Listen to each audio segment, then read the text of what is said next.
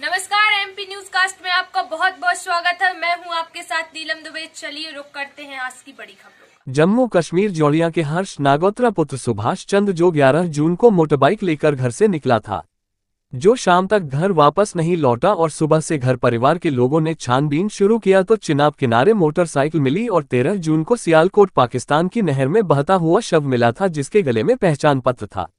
उसी के आधार पर भारत को फोन कर बताया गया, उसी के आधार पर हर्ष नागोत्रा की पहचान हुई। उधर पाकिस्तान द्वारा पोस्टमार्टम कर शव को दफना दिया जाता है। और जब पीड़ित परिवार ने विनोद शर्मा के माध्यम से प्रेस कोर काउंसिल संगठन के राष्ट्रीय संरक्षक इंदु भूषण बाली जी को पूरे मामले से अवगत कराया तो संरक्षक जी ने राष्ट्रपति महोदया और विदेश मंत्रालय को लेटर लिखा और हाईकोर्ट जनहित याचिका दायर कर हर्ष नागोत्रा पुत्र सुभाष चंद्र के शव को भारत लाने की मांग रखी। धीरे धीरे समय बीतता गया और मीडिया संगठनों में भी चढ़ बढ़कर जिम्मेदारी निभाना शुरू किया। आप लोगों को बताते चले कि प्रेस कोर काउंसिल संगठन के राष्ट्रीय संरक्षक इंदु भूषण बाली जी, राष्ट्रीय अध्यक्ष चक्रपाणी चक्र, राष्ट्रीय महासचिव संजय पटेल, विनोद शर्मा, संजय शर्मा, बाबा भारती, इंजीनियर डीडी सोलंकी, कौशाम्बी से धर्मेंद्र सिंह, कश्मीर से इंजीनियर अनिल शान, एडवोकेट सुमन सिंह और संजय नागौर 21 जुलाई को वार्ड हेडलाइन में डिबेट कर भारत सरकार से हर्ष नागोत्रा के शव को भारत मंगवाने के लिए बात रखी। और 1.5 महीने बाद नतीजा ये हुआ कि 27 जुलाई को शाम 6:30 बजे पाकिस्तानी रेंजरों द्वारा सुचेतगढ़ बॉर्डर में भारतीय सेना बीएसएफ के जवानों को नागोत्रा के शव को सौंप दिया। और भारत सरकार द्वारा डीएनए टेस्ट के पश्चात 28 जुलाई को हर्ष नागोत्रा के शव को परिवार को सौंप दिया जाता है। और शव को पाते ही पीड़ित परिवार का रो रोकर बुरा हाल हो रहा था। तभी सनातन धर्म के अनुसार हर्ष नागोत्रा के शव का अंतिम संस्कार किया गया। आइए सुने क्या कहा पीड़ित परिवार और प्रेस कोर काउंसिल संगठन के राष्ट्रीय महासचिव संजय पटेल की जुबानी।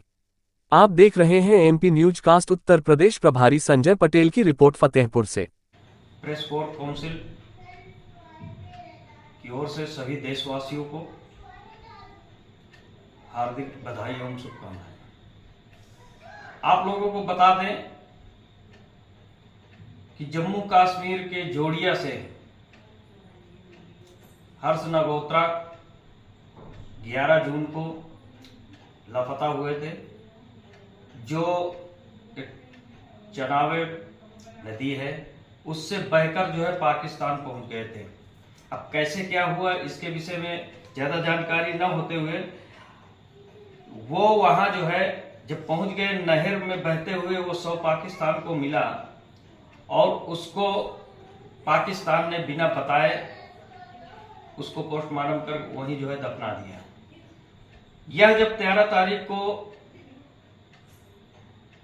भारत के जोड़िया में पता चलता है तो प्रेस कोर काउंसिल के जो संरक्षक इंदु भूषण बाली जी हैं, उन्होंने जो है हाई कोर्ट में याचिका दायर किया और हर्ष नागोत्रा की लाश को, शव को भारत लाने का पूरी मांग रखी। ये आपको बता दें कि वर्ल्ड हेडलाइन डिबेट में जब 21 जुलाई को डिबेट हुई, उसमें राष्ट्रीय संरक्षक इंदु भूषण बाली जी, राष्ट्रीय अध्यक्ष चक्रपाणी चक्र जी, विनोद जी और उत्तर प्रदेश से advocate Suman ji, engineer DD Solanki जी, संजय शर्मा,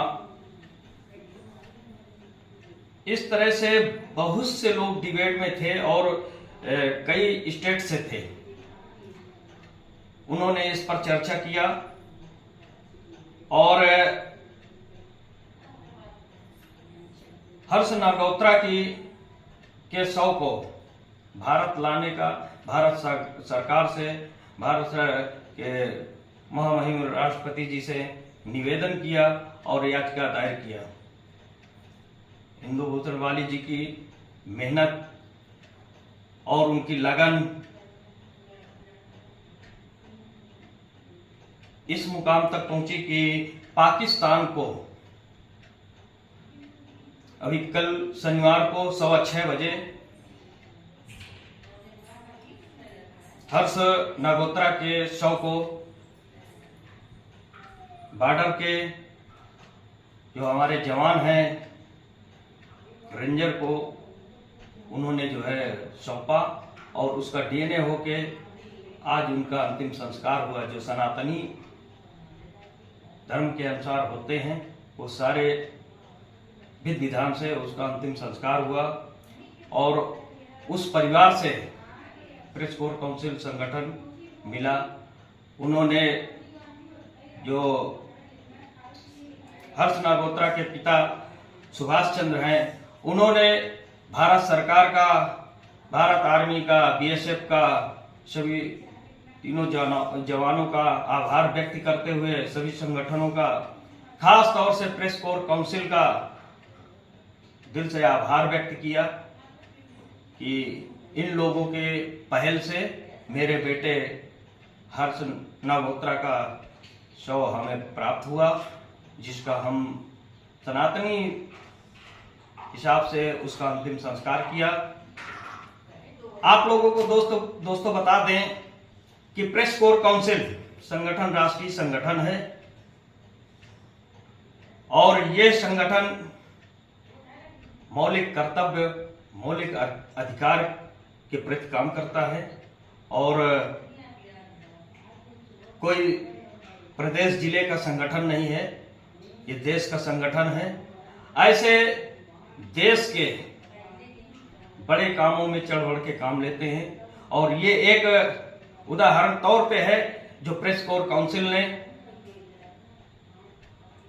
पहल की और उस पहल पे भारत सरकार ने ध्यान दिया और उनके द्वारा हाई कोर्ट याचिका, जनहित में याचिका दायर करके हमारे इंदु भूषण वाली जी ने पूरी पैरवी की, जिसका परिणाम आज सामने है।